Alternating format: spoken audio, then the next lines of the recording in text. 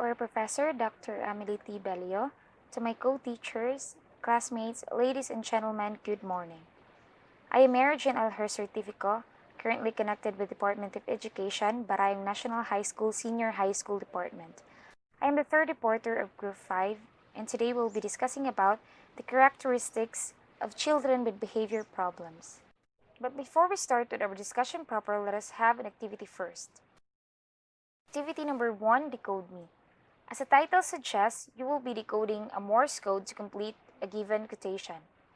On the left side is the guide alphabet in Morse code, and on the right side will be the quotation you will be decoding. The first one to complete the quotation correctly will be rewarded with 50 pesos worth of cell phone load. Submit your answers in our group chat. You may take a picture or screenshot of this activity as your guide because after a while I will proceed to the discussion proper. Okay, let's proceed. What comes into your mind when you hear the word behavior problem? I know hearing the word behavior problem is very common to us teachers. So, unsay masulod si mong huna kung makadungog kag behavior problem? These words may come across your mind when you hear the word behavior problem. Fear, depression, stress, anxiety, hysteria, mental disorders, and many more. Today we will discuss what behavior problem really is, and we will identify its causes, characteristics, and how to deal with children with behavior problems. First, let us define what behavior problem is. Behavior problem are those behaviors that are considered typically acceptable. Nearly everyone can have a disruptive behavior or an error in judgment. However, behavior problems are consistent in pattern. According to United States Mental Health Organization, behavioral disorders involve a pattern of disruptive behavior that lasts for at least 6 months and cause problems in school, at home, and in social situations. So for example, ang bata nag-wild or is misbehaving today, that doesn't mean nakana siya nga bata na ay behavior problem. But if that disruptive behavior continues and becomes habitual, then that's the time we can say that kani siya nga bata na siya behavior problem. Another definition is the behavior problem refers to those behaviors of the child which create or which are likely to create difficulties in the learning activities of the child. As a result, the instructional program and the discipline of the classroom get hampered. Every child shows some behavior problems at a particular stage or at different stage of development in his life. But in case of some children, these behavior problems occur more frequently, and this interferes with their normal activities and the activities of the classroom. Of course, if a child misbehaves, it affects the normal routine of a classroom. According to a study, 2 to 4% of children in the classroom manifest or demonstrates behavior problems. The occurrence of the behavior problem are more common in boys. Ano mas common sa boys? Naba tayo gender stereotyping nga pag lalaki kay badlungon? Babae dili ba pwede mag-misbehave? Pag babae buutan? Of course, girls experience behavior problems. However, girls are more socially adaptive, so their problem do not come to focus. Ang mga babae, mas sociable. So na sila yung assurance if ever they do have problems at home or in the school environment, so dili matigom ang stimulus nga mag-cause sa behavior problem. Now that you already know what behavior problem is, let us go down to the causes of behavior problem. Have you ever asked yourself, ngano kang may mga badlungon nga bata no? Ngano kang may behavior problems? O ngano kang may mga anak nga tao? Let us try to answer those. Behavior problems can be hereditary in nature. However, most of the time, behavior problems are caused by social and psychological environment of the child. Environment which causes behavior problem may be the home environment or the school environment. Nganong home ug school environment? Of course, ang atong mga bata ang ilang kinabuhi gatuyok lang sa balay, eskwelahan. So they spend most of their time at home or at school. These environments play a key role in developing the child.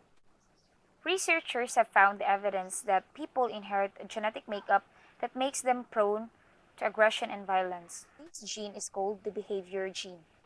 So if a child is coming from a violent or a family nga kanang daghang criminals, mga bente, mga aggressive, there's a possibility that that child will inherit that bad behavior gene.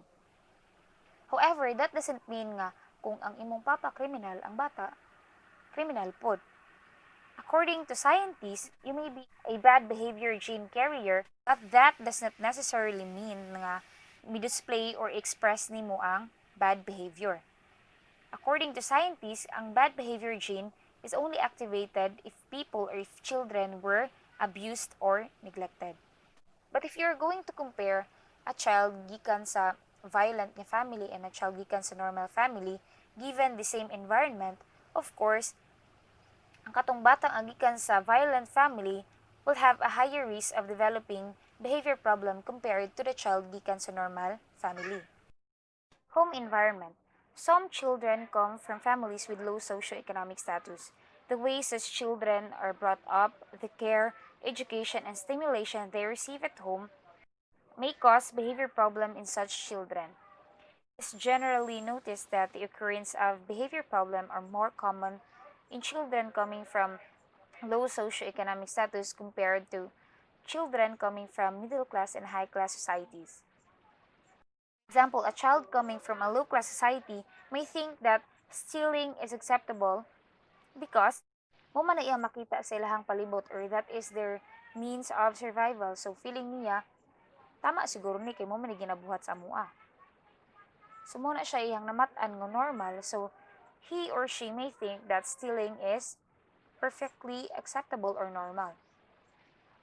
However, a child from high class society may learn that stealing is bad since they do not need to steal to be able to survive. So his or her parents can teach them that stealing is bad.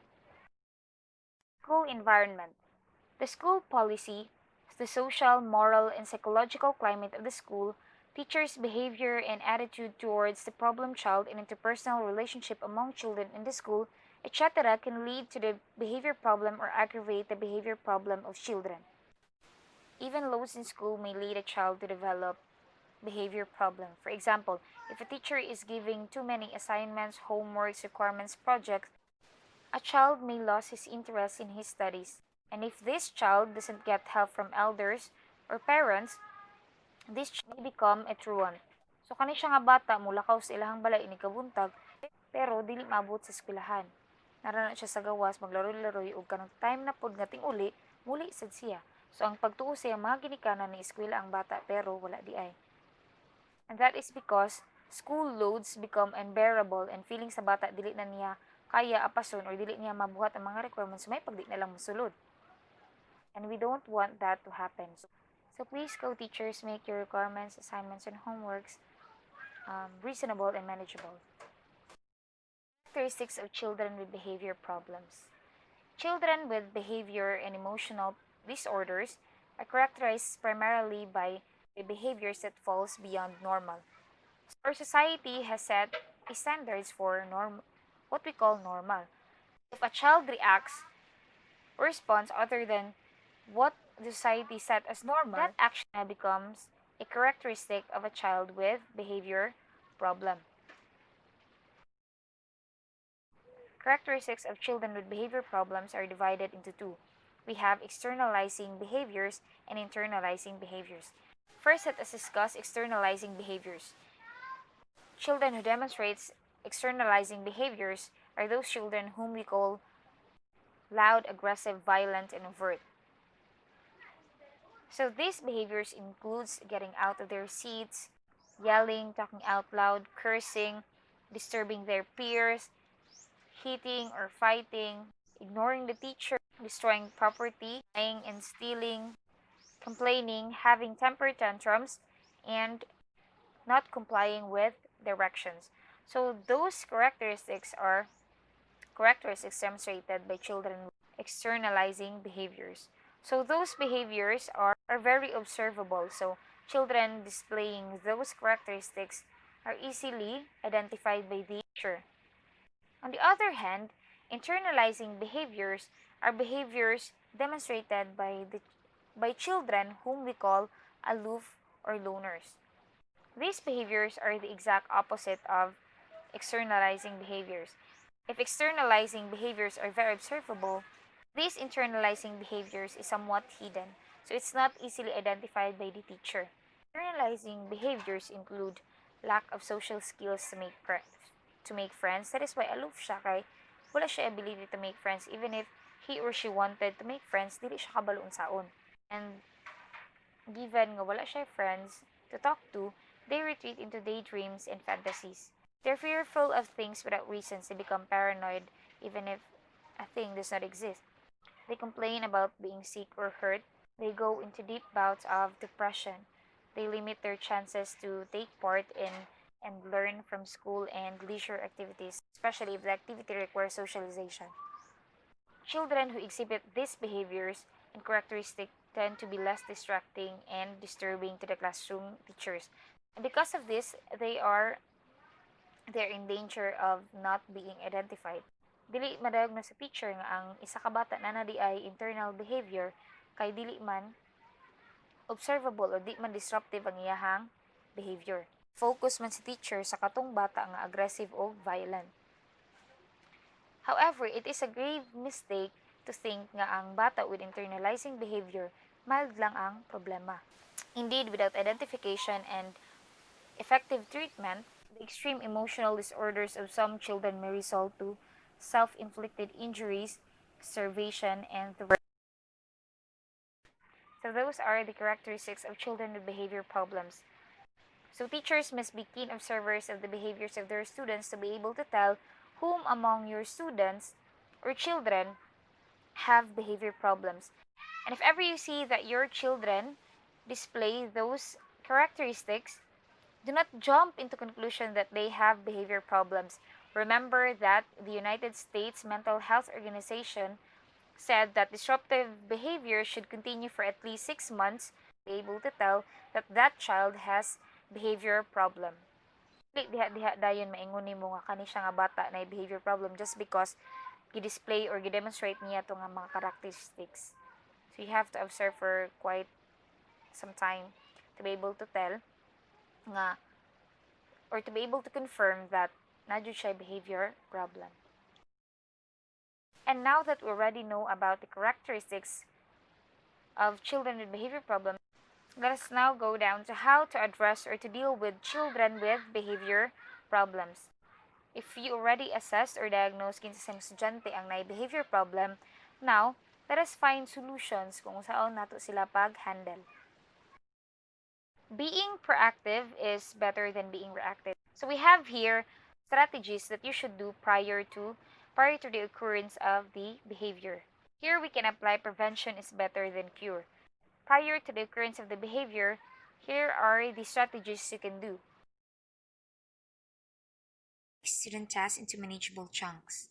Increase adult supervision surveillance. Increase reinforcement quality of classroom. Offer choice. Offer help strategies.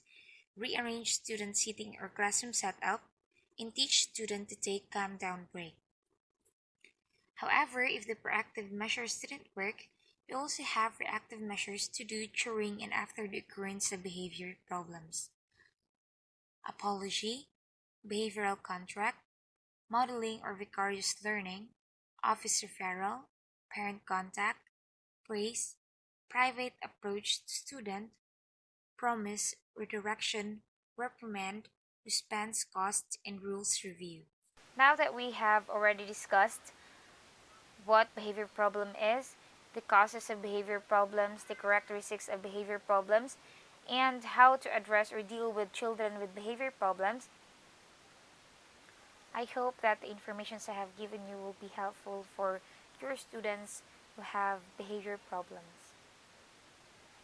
Thank you for listening. God bless and keep safe, everyone.